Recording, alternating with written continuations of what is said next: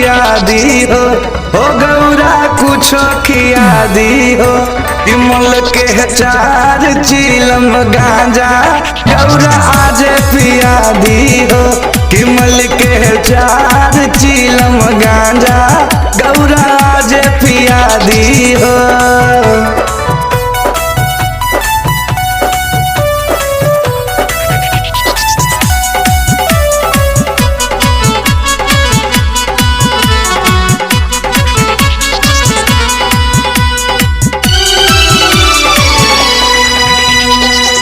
4 दिन से देवघर में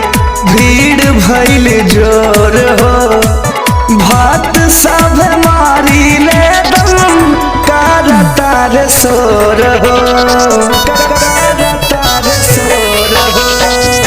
4 दिन से देवघर में भीड़ भइल जोर हो भक्त सारे मारी ले दम करतार शोर हो थकल बा शरीर हमार दुखा तारे पांजा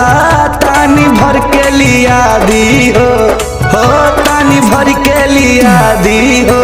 विमल के 4 चीलम गांजा गौरा आजू पिया दी हो विमल के 4 चीलम गांजा गौरा थोड़ा पिया दी हो।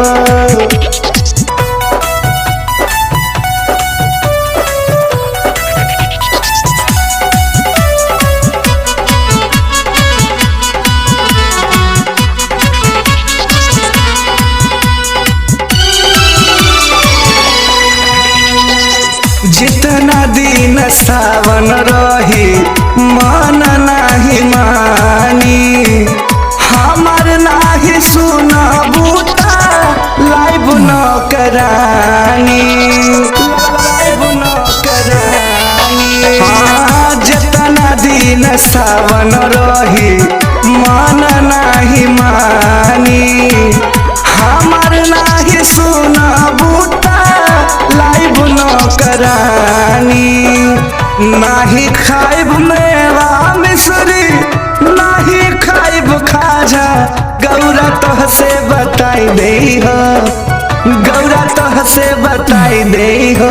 विमल के 4 चीलम गांजा गौरा आज पिया दा हो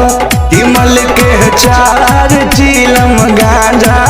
गौरा आज पिया दा हो। सावन के सुरूर चढ़े भागिया ताजा ताजा गौरा कुछ खिया दी हो गौरा कुछ खिया दी हो विमल के 4 चीलम गांजा गौरा आज पिया दी हो विमल के 4 चीलम गांजा गौरा आज पिया दा हो।